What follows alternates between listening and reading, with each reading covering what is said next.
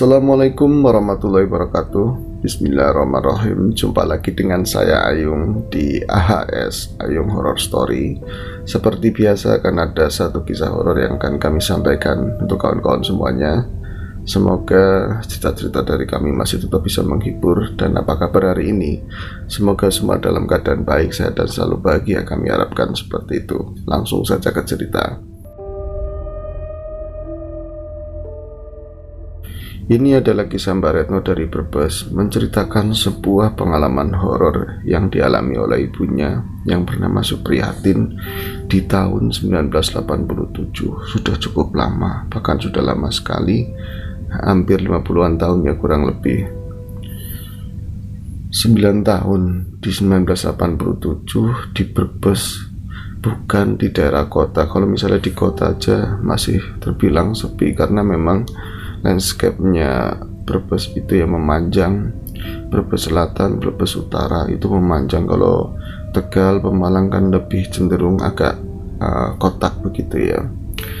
Jadi kalau di kotanya aja masih terbilang sepi, apalagi di desa-desa kecil seperti di desa saya, seperti di Tumaritis ya. 87 ya tentu masih banyak kebun-kebun, sawah-sawah, rumah-rumah masih sedikit, penerangan kalau malam hari masih belum menggunakan listrik, mengandalkan minyak tanah, mengandalkan obor.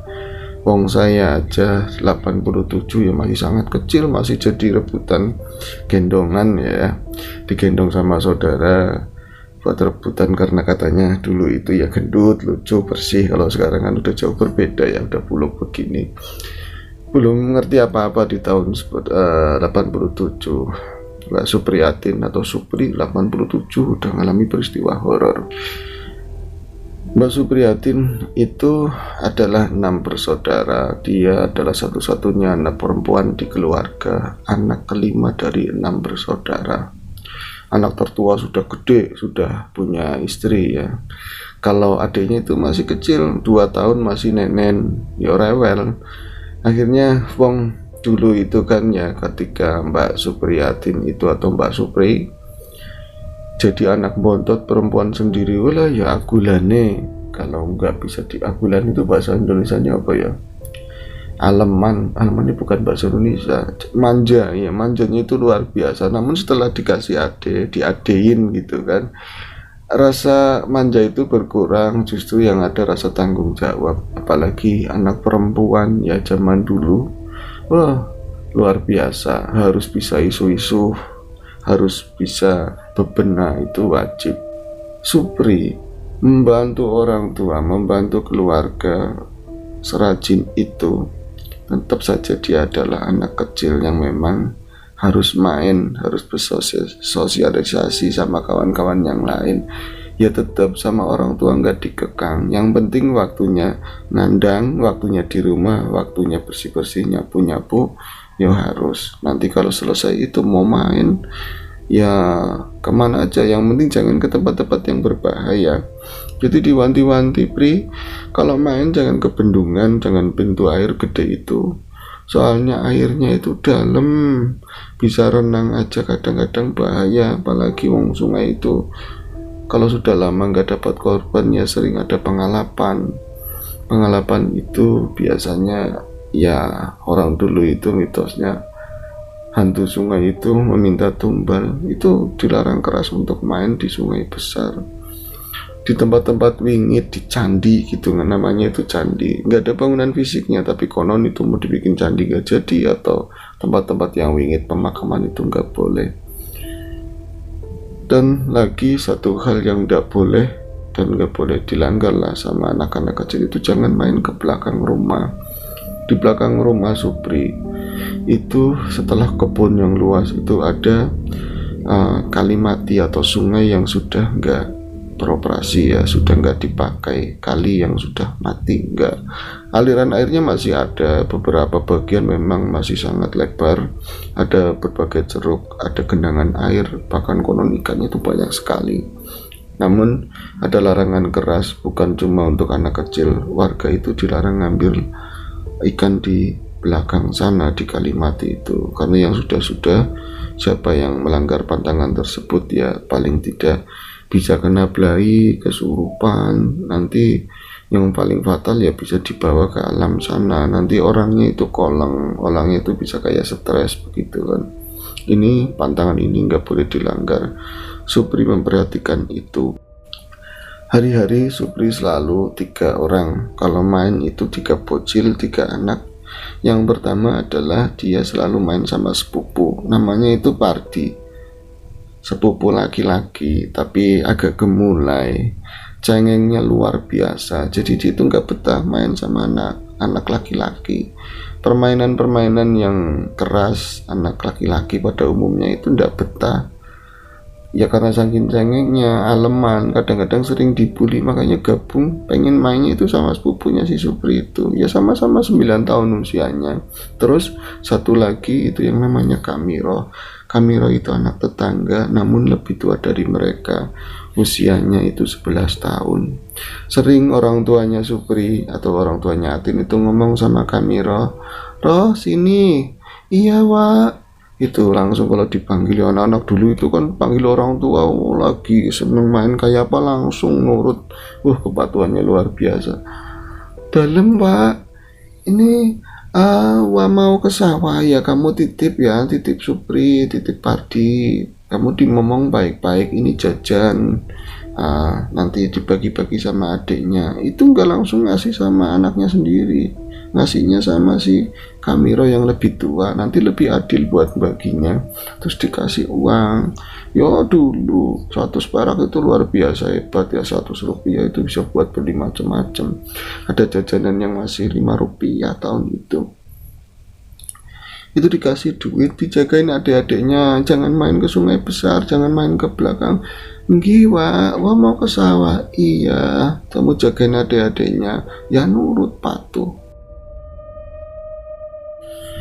Singkat cerita, saat itu adalah bulan Agustus, musim kemarau, angin kencang. Itu sudah kalau sekarang banyak pergeseran musim ya. Kalau dulu Agustus pasti lagi kering-keringnya, lagi musim kemarau, angin berhembus kencang, pasti musim layangan. Anak laki-laki bahkan bapak-bapak itu banyak yang main layangan, namun cenderung layangan aduan. Kalau layangan-layangan kaong, layangan-layangan kayak sekarang ya, layangan hias kan berkembang kemarian tahun-tahun kemari. Dulu itu di kampungannya Supri ada layangan hias atau layangan besar, itu juga bukan dari ya kertas-kertas ataupun bahan plastik yang cerah-cerah kayak sekarang, paling pakainya kertas semen. Berat, layangannya gede, dikasih sawangan yang luar biasa, keras bunyinya.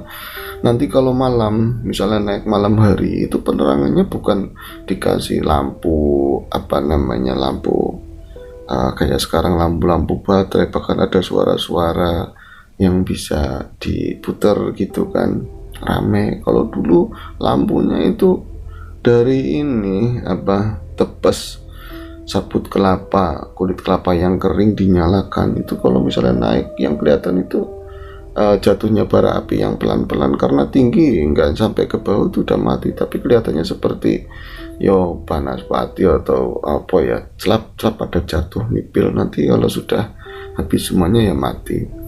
Supri sama tadi ya Kamiro ngomong adik-adiknya itu nonton orang ngadu layangan di jalan gede, jalan kampung ya banyak, di jembatan banyak, tapi yang paling seru yang lihatnya di lapangan, karena itu banyak pesertanya dan ya lebih luas, nggak terhalang sama tumbuh-tumbuhan ya kan, tumbuh-tumbuhan atau pohon-pohon yang tinggi.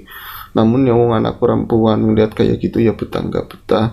Akhirnya Supri mulai bete, apalagi Pardi itu cowok tapi jiwanya kayak perempuan, malah ngomong, "Yuk dolanan, dodol-dodolan bae, yuk kita main jual-jualan aja. Ayo Pri kita main jual-jualan," kata Kamiro. "Males nonton layangan kayak gini, panas. Aku nggak mau jual-jualan, yuk, bosen." Kalau jual-jualan itu kan biasanya ada pelapa daun pisang, nanti diiris-iris tipis-tipis, itu yang jadi ikan. Terus tumbuhan-tumbuhan rambat di pinggir-pinggir tembok itu dulu kan ada bata-bata, yang bata-bata kuna itu udah berlumut. Nanti ada semacam tumbuhan yang mirip kangkung, itu yang jadi kangkung. Terus jantung pisang di dalamnya itu bisa seperti udang, itu jadi udang-udangan nanti ya. Jual-jualan semacam itu, dibikin rujak, ngulek di batu, itu seru banget.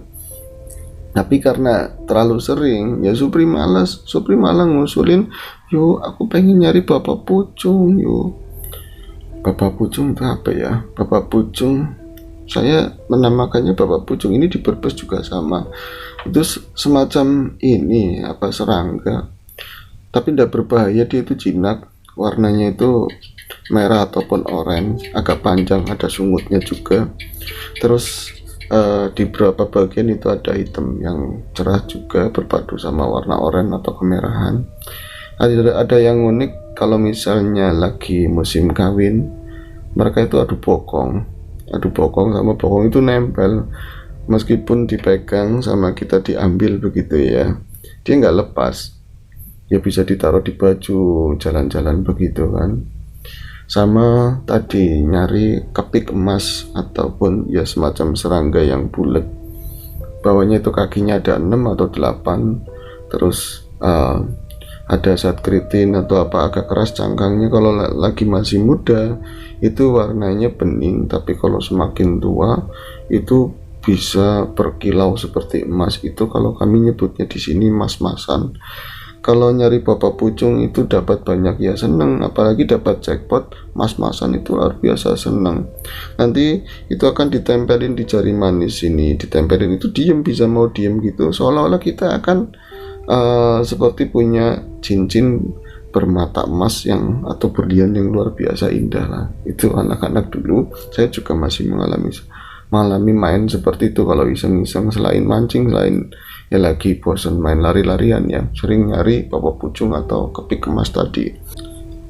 Nah biasanya hewan itu ada di tanaman seperti bunga pagar ya. Itu ada di benalu, biasanya benalunya itu seperti mie, warnanya kuning, panjang-panjang, itu grembel-grembel, itu juga bisa dibikin seolah-olah buat jual-jualan mie ayam. Itu di sana itu banyak tadi ya, kepik emas ataupun bapak pucung. Kita nyari di mana? Kata si Ardi kan, saleman banget pada laki-laki. Konon katanya sampai sekarang udah tua juga masih gemulai walaupun punya anak istri ya, tapi masih tulangnya agak lunak. Nah, itu yang ngomong kita akan nyari di mana? Kita nyari di latarnya Pak Haji. Itu di sana itu dulu namanya orang kampung yang haji bisa kehitung 1, 2. Di pelataran rumahnya Pak Haji, pagernya itu luas dan pagernya itu pakai bunga pagar itu, dan kayak karena nyeni orangnya itu bisa dibentuk seperti merak-merak, dibentuk seperti kambing. Itu di sana itu banyak ini bapak pucung, apalagi lagi musim ke sana. Mereka bergegas meninggalkan area persawahan, setengah berlari kan karena saking semangatnya, terus menuju ke pelataran rumah Pak Haji yang memang ya cukup jauh, lumayan jauh memang, kadang lewati beberapa kebun. Ketika sampai di sana, ternyata bapak pucung itu sudah berkurang, sudah banyak yang ngambilin. Bahkan di sana itu ada beberapa anak perempuan dari kampung seberang ya, bukan grupnya mereka, itu lagi ngambilin bapak pucung. Ya sudah habis yuk, cuman ada yang kecil-kecil. Pardi langsung nangis saking cengengnya. Jangan nangis Odi, nanti kita cari tempat lain. Bapak pucungnya nggak ada, sudah diambilin semua, ini ada kecil-kecil. Ya kamu nggak usah nangis, nanti kita cari tempat lain.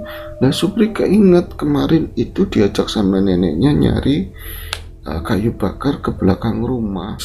Ketika neneknya nyari kayu bakar, Supri itu makin ke belakang, lihat ada tumbuhan pagar yang gak kerawat, itu banyak bapak pucung di situ. Supri ngomong sama Kamiro, yuk kita nyari ke belakang aja yuk. Belakang mana? Belakang rumah kita, di belakang kebun itu, di dekat Kalimati. Ada itu banyak bapak pucung. Nggak boleh ke situ, kita nggak boleh ke situ kan tabet itu singit.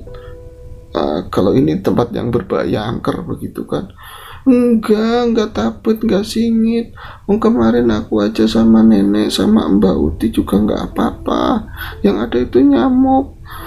Partinya nangis, kalau misalnya di sana banyak setan aku nggak mau ikut, aku mau pulang, anterin pulang. Pardi, di sana itu nggak ada setan, kemarin itu adanya nyamuk, adanya cuma nyamuk.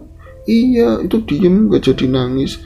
Oh, emang nggak ada setan? Kamiro juga emang namanya paling gede, yang namanya bocah juga 11 tahun. Emang nggak ada setan, Bre? Nggak ada. Banyak bapak pucung di sana nyari plastik buat wadah bapak pucung, katanya Supri. Di sana banyak banget.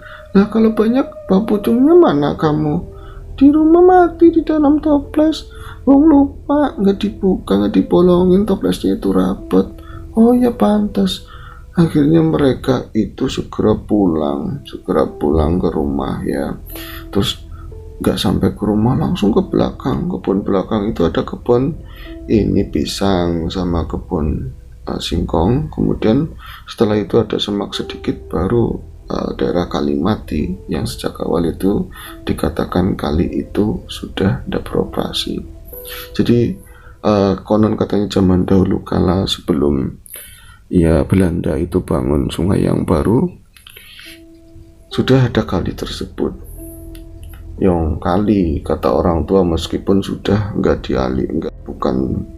sudah nggak beroperasi, gaibnya itu masih sama, penghuninya, silumannya, belisnya itu masih sama. Jadi jangan sembarangan ke sungai tersebut. Namun Supri nggak sampai pemikiran ke situ, namanya bocah ya. Kemarin juga aman-aman aja, akhirnya bisa meyakinkan Kamiro dan juga Pardi untuk datang ke belakang.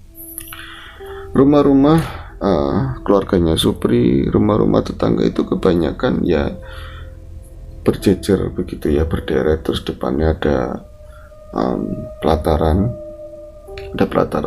agak luas, nanti baru jalan kampung ya, jalan gang kampung kecil begitu kan.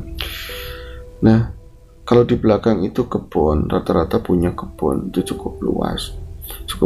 Nanti setelah itu baru ada semak, ada tadi sungai mati atau Kalimati. Di sana itu sangat gelap karena itu banyak kayu-kayu atau pring bambu ampel. Di sana itu banyak sekali bambu ampel, bambu liar.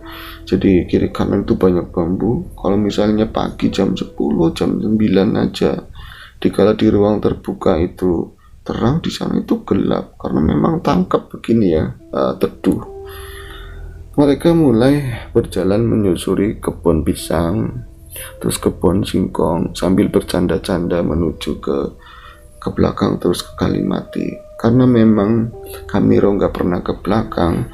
Mana Bri, itu di sana sedikit lagi, yuk sedikit lagi. Nah itu pohonnya. Ini ternyata kembang pagar itu yang banyak bau pucungnya itu persis di bantaran Kalimati. Ya sempat diem, sempat berhenti si Kamiro karena ingat pesan orang tuanya Supri, orang tuanya sendiri jangan ke Kalimati. Tapi ketika dia mulai memperhatikan adiknya, memperhatikan Supri mengangguk bahwa seakan-akan dia ngomong nggak apa-apa, udah nggak apa-apa, nggak ada setan. Lah Kamiro juga nengok sekeliling. Ya adanya memang rada gelap tapi nggak ada apa-apa. Pardi yang biasanya cengeng aja dia siap, nggak takut. Ayo kita nyari ke sana. Pas sudah deket, memang kembang pagar itu ya wong di belakang ya banyak debu jelebut lah, nggak terawat. Kalau di pagar rumah kan sering disiramin. Tapi emang yang namanya bapak pucung itu banyak banget, gede-gede semuanya, bahkan ada jackpot nggak 1 2. Kepik emas yang namanya mas-masan itu banyak sekali. Banyak sekali, seneng banget mereka itu.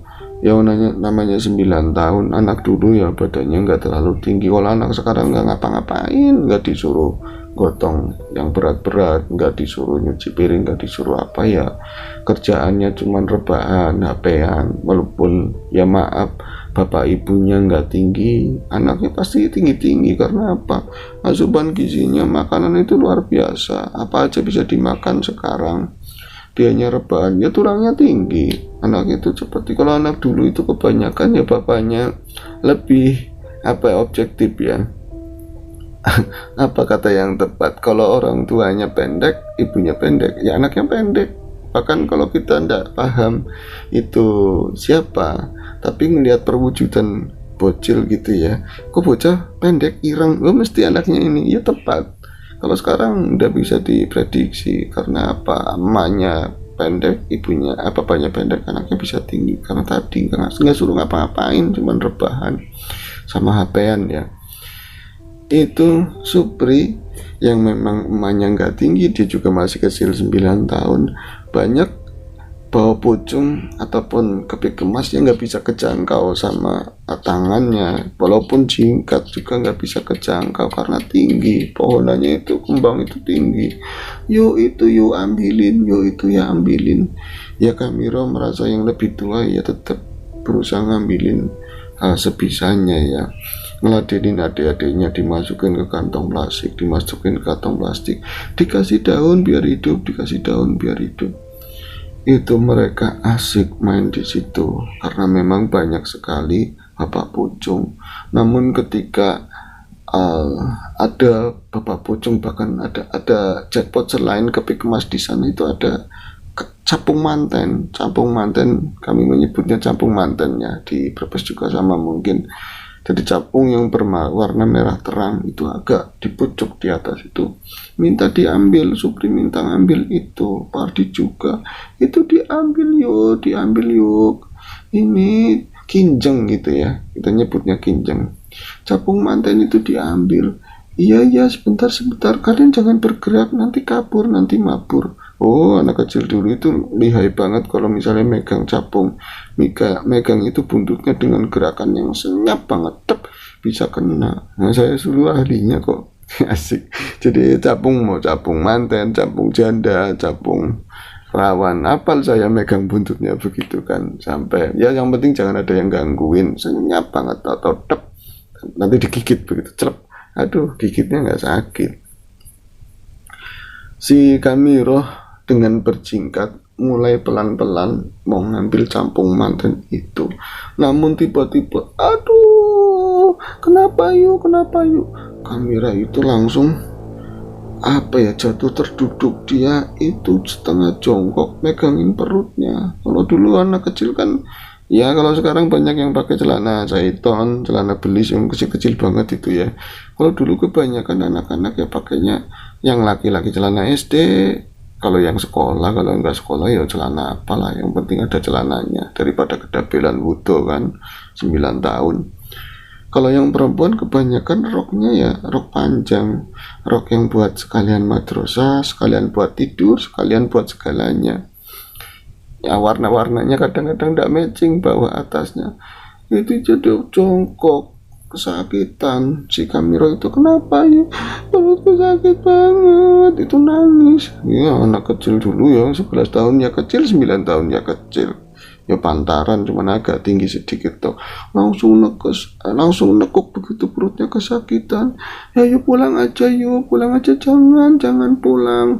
Udah kalian ambilin aja bapak pucungnya, itu juga ada capung manten lagi. Ya yuk mau duduk dulu istirahat, nanti juga sembuh sendiri. Akhirnya Kamiro itu minggir dari tadi ya, lokasi tadi ya, geser berapa meter. Di bawah dapuran pring ampel atau bambu ampel, di situ ada batu. Area itu agak berlumut sedikit ya, tapi bukan lumut yang basah. Ada jenis lumut yang di tempat teduh itu ada lumut-lumut tipis, lumutnya agak kasar. Itu biasanya di bawah pohon-pohon ini ya, bambu.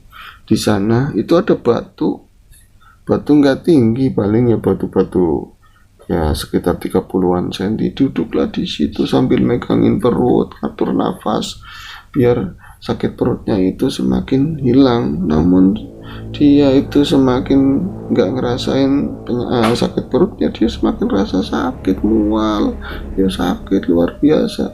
Itu tanpa disadari sama adik-adiknya, Kamiro itu nangis. Jadi dikit-dikit itu diusap air matanya, saking sakitnya nangis. Tapi ya tadi tanggung jawab, terus fair play, itu hebat banget kalau anak dulu. Meskipun kayak gitu, sakit perut bahkan mencret itu mungkin masih bertahan. Yang lain gak pulang ya jangan pulang dulu. Aduh, ditahan rasa sakit tersebut.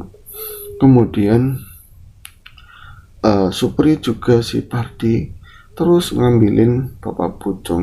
Ketika mereka sudah puas ngambilin bapak pucung, Jadi Supri maupun Parti sudah puas ngambilin bawa pucung di plastik itu udah penuh, cukup lah nanti dimasukin ke toples. Mereka itu berniat untuk pulang. Akhirnya mereka nengok ke arah Yukamiro, ke Yuiro. Namun betapa terkejutnya mereka, ternyata Yuiro itu nggak ada di sana. Di Yuiro kok nggak ada? Bu, nggak tahu katanya. Apa jangan-jangan pulang? Nggak mungkin. Supri itu paham kalau misalnya Kamiro itu pulang mesti ngomong. Mereka mulai ketakutan kan. Itu menjelang beduk. Benar-benar kalau dulu itu kan jam 11 itu beduk namanya. Beduk tohor. Kalau azan zuhur itu ya di jam setengah 12, jam 12. Tapi kalau jam 11 itu beduk. Jadi jam 11 itu jam yang sangat berbahaya. Dulu masa kecil saya itu jam segitu harus pulang dulu. Kalau nggak berhenti mainan, nanti gampang habis zuhur kita main lagi. Jadi pas ngeliat ke arah Yayunya itu nggak ada. Tahu Yayunya itu, Iro itu nggak mungkin pulang. Akhirnya nengok-nengok sekeliling sambil manggil-manggil nama Iro, Iro. Parti juga manggil Iro. Parti kan nangisan banget, kayak hatinya itu apa ya, lemah banget. Jadi sambil manggil sambil nangis, Iro mana di, Iro mana di, orang ngerti, saya nggak tahu, ngambil nangis kan. Ada karena lama di situ. Mulai ketakutan. Apa sih sebabnya membuat si Supri lebih takut? Itu banyak kenangan di kalimat itu ya. Seakan-akan karena memang panjang ya. Jadi suara panggilannya mereka manggil Yuiro kayak dipantulkan lagi, Iro. Itu jadi mereka takut. Akhirnya dibalik kita ngomong sama orang tua kita, Yuiro hilang. Mereka tuh pulang sambil nangis. Pas sampai rumah, loh, bocah dari mana kamu? Bapak kamu itu nyariin ke lapangan, ke orang layangan, udah beduk kenapa baru pulang? Kenapa nangis kayak gitu? Oh, ditanyain tambah nangis, apalagi si Parti itu pulang, udah sana makan, kamu makan. Oh, dibawa pucungnya kan. Terus ditinggal lah si Supri ngadepin orang tuanya. Kenapa kamu nangis? Yuiro, kenapa? Ironya mana? Kenapa kalian cuma berdua? Iro hilang, Iro hilang. Ibu jujur banget, Iro hilang. Gak dicariin di rumahnya dulu kan? Iro hilang di mana? Di belakang. Ya Allah, kamu main di mana? Main di belakang di Kalimati. Namanya orang tua ya, kadang karena memang penatnya kehidupan, ngurusi masalah pangan, anak banyak begitu kan, capek, kadang gregetan hampir mau napok pokoknya si Supri.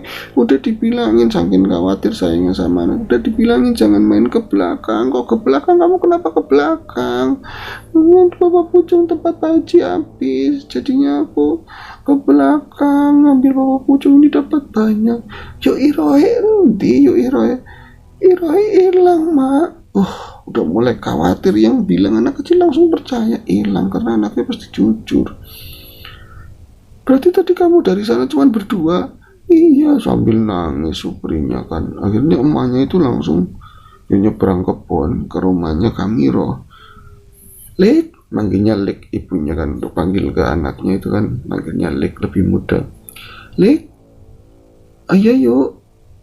Ira wis balik, Ira sudah pulang. Lu bukannya Ira anak saya itu sama anakmu? Iya, anak saya udah pulang, tapi Irohnya nggak bareng. Di rumah nggak ada. Sebentar tak cari ke belakang. Itu di dalam nggak ada Ira sama sekali. Enggak, kata bapaknya juga belum pulang. Ini udah beduk kok malah belum pulang. Iya, tadi anak saya ngomong itu pada main ke belakang. Ya Allah, main ke belakang kemana? Kemana? Ke Kalimati.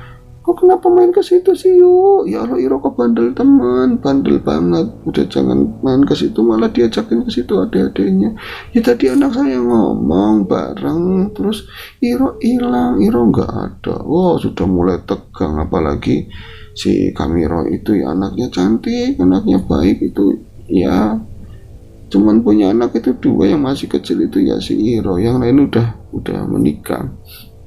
Akhirnya karena memang dicari di screening, jangan panik dicari screening itu nggak ada. Mereka jadi kakak adik ya, kakak adik tapi ya beda dari ibu, namanya tetangga. Mereka berdua ibu-ibu semua tuh ke belakang ke arah Kalimati, nggak ada siapa-siapa. Balik lagi ke rumah, dicariin dulu, waduh, yang nangis sekarang juga bukannya si Supri, bukan Pardi lagi, tapi ibunya Kamiro mulai nangis, nanya ke Supri, Yayu kamu kemana? Ya Allah, bocah itu kemana? Hilang, cuma ngomong kayak gitu, cuman hilang, itu ngomongnya hilang, terus ditanyain sambil nangis, hilang. Aduh, semua tambah panik. Beberapa warga berdatangan, termasuk neneknya Supri. Wis dibilangin jangan main ke situ, di situ tabet pengalapan durung oli wong, di situ tabet, di situ tuh singit belum dapat orang, kok main ke situ. Nah, ya langsung, karena memang sering dari dulu itu, ya apalagi tahun segitu ya, anak hilang itu ya udah lumrah, walaupun nantinya kembali itu dibawa wewe gombel, diumpetin bangsa halus di pepohonan, kadang diumpetin di gorong-gorong kali yang kering, itu sering. Jadi ketika ada orang hilang, anak kecil hilang, ya langsung percaya, nggak lapor polisi, langsung percaya memang hilang dan nyatanya hilang. Kemudian bapaknya Iro, bapaknya Supri, semua nyari juga kan. Nah itu tetap nggak ketemu. Kabar hilangnya Iroh di Kalimati itu cepat sekali menyebar. Yang namanya orang kampung berduyun-duyun itu datang ke rumahnya Iroh, ke rumah orang tuanya Iroh, nanyakan, itu benar anakmu hilang? Itu cuma jawabnya nangis. Ya yang jelaskan tetangga yang lain dengan versinya masing-masing. Ya wong Kalimati urung meli tumbal, lagian main ke situ, semacam-macam ya. Itu pasti dibawa sama ini, ada yang ngomong di lorot itu dibawa ya, ditenggelamin, dibawa ke dasar itu sama siluman kali. Ada yang ngomong dibawa nyai siapa, ada juga yang jangan-jangan cuma dibawa kalong wewe atau apa, semacam-macam lah ya.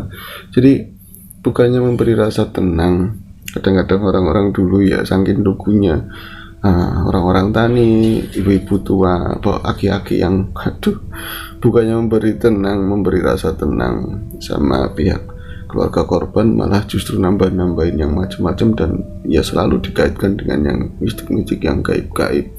Namun nyatanya hingga sore semakin panik, bahkan ya Pak Lurah juga ngerti, aparat desa ngerti, memang anak itu tidak pernah kembali.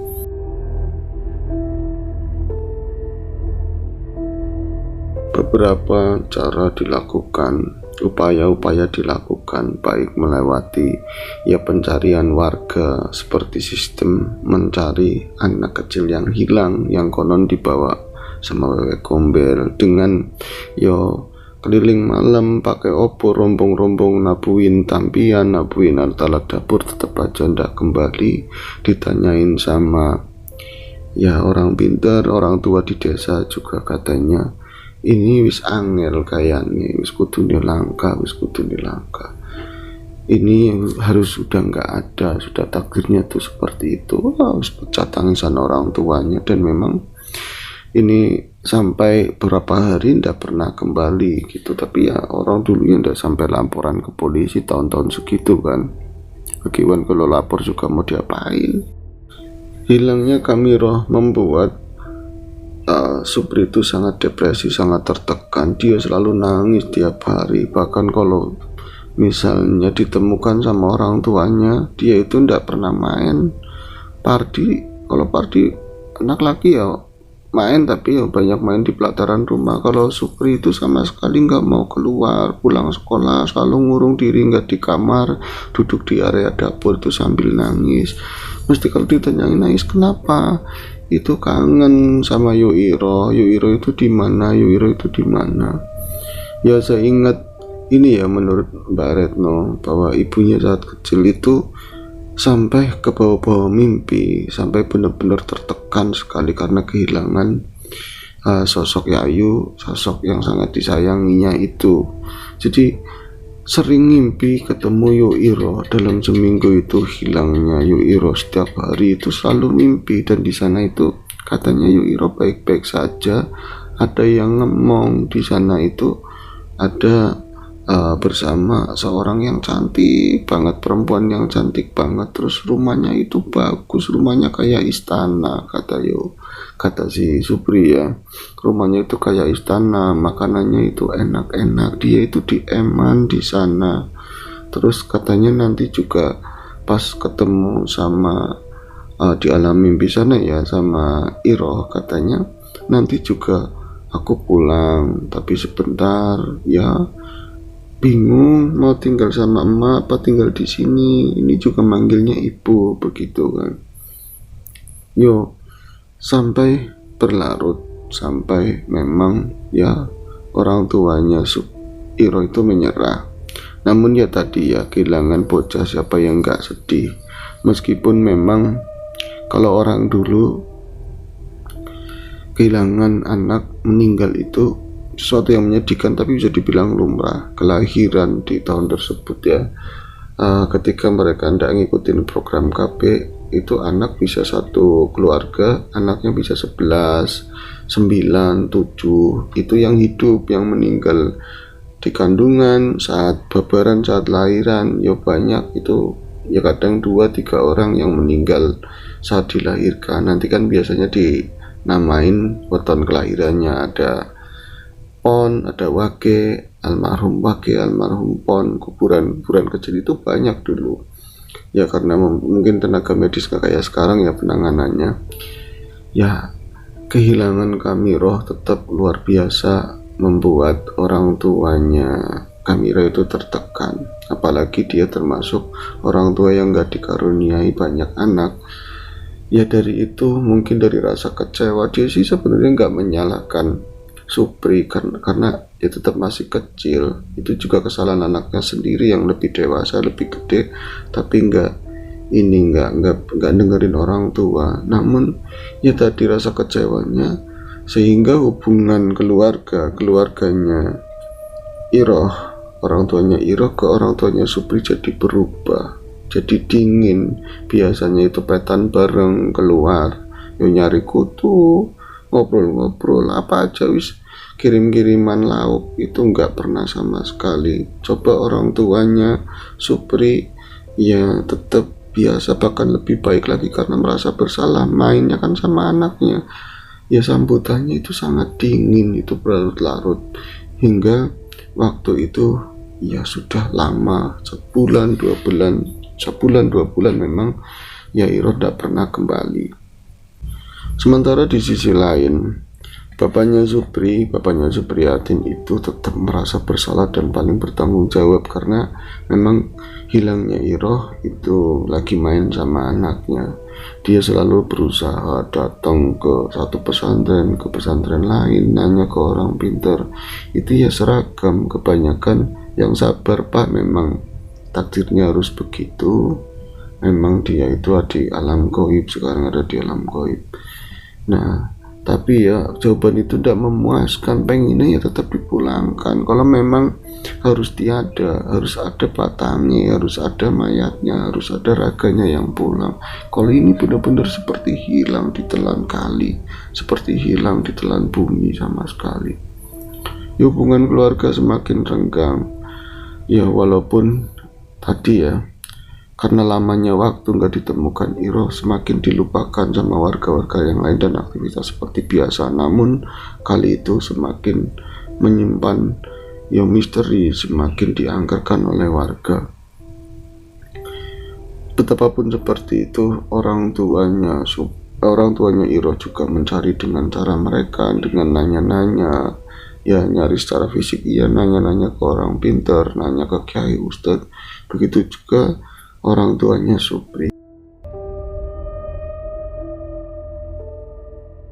Waktu terus berjalan dan genap setahun sudah kehilangan atau hilangnya Kamiro. Bagi warga sudah dilupakan, namun bagi Supri tidak. Supri tetap jadi seorang perempuan yang pemurung, anak yang pemurung.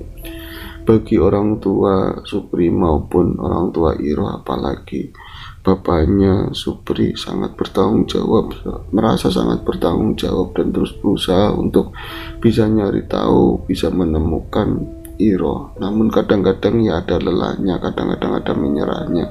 Bahkan ketika ketemu sama bapaknya Iro, bapaknya Supri juga diomong, sudah Kang, kamu nggak usah nyari-nyari, nggak usah nanya-nanya ke orang pintar, ke siapa lagi, nanti sayang uangnya, uang saya aja sudah ikhlas kok. Ya bukan begitu, Wan, tetap saja saya kepikiran. Saya penasaran, kok bisa anak kamu itu udah kayak anak saya sendiri. Waktu itu berjalan terus hingga setahun berlalu. Supri yang namanya anak kecil, meskipun pada awal-awalnya dia itu depresi, awalnya itu dia sangat sedih, dengan bergantian waktu mulai bisa melupakan kejadian yang sangat menyedihkan itu, sangat menguras air mata, sangat membuat dia itu kehilangan. Mulai kembali main, dapat teman baru, mulai berbaur dengan anak-anak yang lain.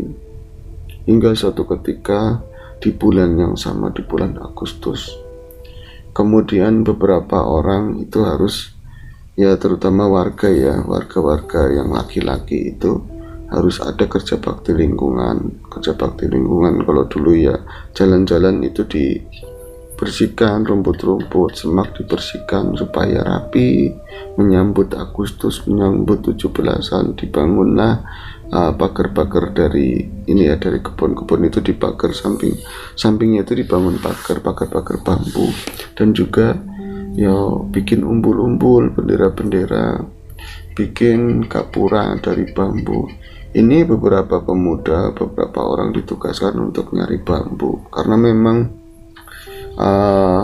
bambu kasap ya, bambu tertentu itu memang ada harganya, dan ya banyak warga yang keberatan. Akhirnya beberapa pemuda ngusulin ngambil ini aja, bambu ampel. Kalau bambu ampel kan karakternya itu hijau ini ya, hijau cerah, terus dia itu nggak bener-bener lurus, banyak bendolan di setiap ruas-ruasnya, itu bisa tambah nyeni kalau misalnya dibikin gapura. Akhirnya mereka sepakatnya nyari di mana? Ya nyari di Kalimati sana. Nyarilah mereka ke sana, bermodalkan gergaji, bermodalkan golok, beberapa pemuda ke sana, termasuk itu ya kakaknya Supri. Ya, kakaknya Supri yang laki-laki ya. Mereka di sana itu pagi Minggu kerja bakti di sana kan. Mulai motong bambu, mulai motong satu demi satu, ditarik itu kan agak susah karena atasnya itu saling berkaitan. Beberapa pemuda ngomong, oh ikannya banyak banget kayak gitu ya, banyak timbulan di air, sayang kalau dipancing itu nggak boleh. Ya kamu kalau mau mancing silakan, kalau mau tanggung akibatnya.